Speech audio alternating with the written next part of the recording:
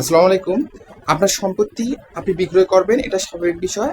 আপনার সম্পত্তি আপনি বিক্রয় করলে অবশ্যই দলিল করে দিতে হবে। কিন্তু আপনি দলিল করে দিতে চাচ্ছেন, কিন্তু সম্পত্তিটা আপনি পেয়েছেন ওয়ারিশ সূত্রে। তো ওয়ারিশ সূত্রে আপনি যদি সম্পত্তি পেয়ে থাকেন, কিন্তু আপনি দলিল করে দিতেই পারেন, এটা আপনার ব্যক্তিগত ব্যাপার। কিন্তু আপনার সেই সম্পত্তিটা বন্টন নামা দলিল হয়নি। তো আপনি কি সেই সম্পত্তিটা বিক্রি করে বা দলিল করে দিতে পারবেন? হ্যাঁ, আজকে এই বিষয়টা নিয়ে আপনাকে জানানোর চেষ্টা করব। আমি আপনার সঙ্গে আছি মোহাম্মদ মিরাজ হোসেন। আমরা এই বিষয়টা জানার আগে আজকে বুঝবো দলিল কি।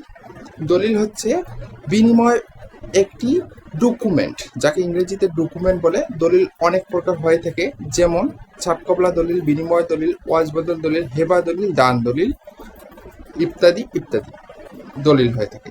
কিন্তু আপনার এই দলিলগুলো ক্ষেত্রে আপনি বিশেষ করে বিক্রি দলিল যেটা করবেন, সেই দলিলটার ক্ষেত্রে একটু ফ্যাকনা আছে। সেই ফ্যাকনাটা হচ্ছে, আপনি যদি দান দলিল পেয়ে থাকেন তাহলে সেখানে কোনো ফ্যাকনা নেই, আপনার দান যে কেউ করতেই পারে।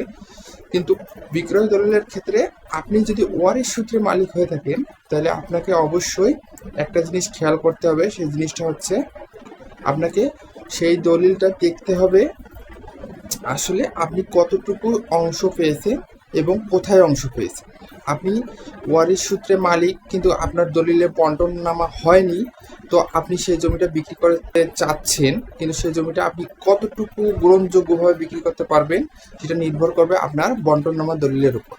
কারণ আপনার বন্টন নামা দলিল না হয়, তাহলে আপনি যে অংশটুকু পেলেন, কোথায় পেলেন, কোন জায়গায় পেলেন, সেটা আপনি নির্ধারণ করতে পারবেন না। হ্যাঁ, দলিল করে দেওয়া যাবে, এটা স্বাভাবিক বিষয়।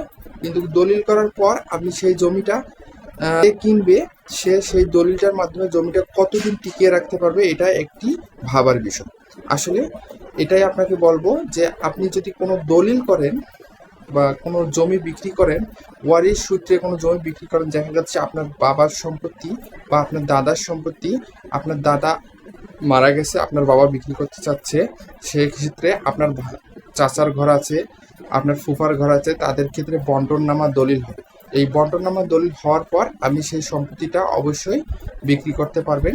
আর আপনার সম্পত্তিটা যখন আপনি বিক্রি করতে পারবেন, সেটা অবশ্যই আপনাকে নির্ধারণ করে নিতে হবে যে আপনার সম্পত্তিটা আপনি এইখানে পেলেন, যে ওখানে পেলেন, যে কোথাও আপনি পান, সেই অংশটুকু আপনাকে ম্যাপ অনুযায়ী নির্ধারণ করে নিয়ে তারপরে আপনাকে একটা দলিল করে তারপরে আপনাকে কিন্তু সম্পত্তিটা বিক্রি করতে হবে। তার আগে কোনোভাবেই বিক্রি করা যাবে না। আর বিক্রি করা যাবে, দলিল করা যাবে, কিন্তু সেটা আপনি যার কাছে বিক্রি করবেন, যার কাছে দলিল করবেন, তার কাছে ওই সম্পত্তিটা বেশি দিন নাও টিকতে পারে, ওই দলিলটা গ্রহণযোগ্যতা খুবই কম।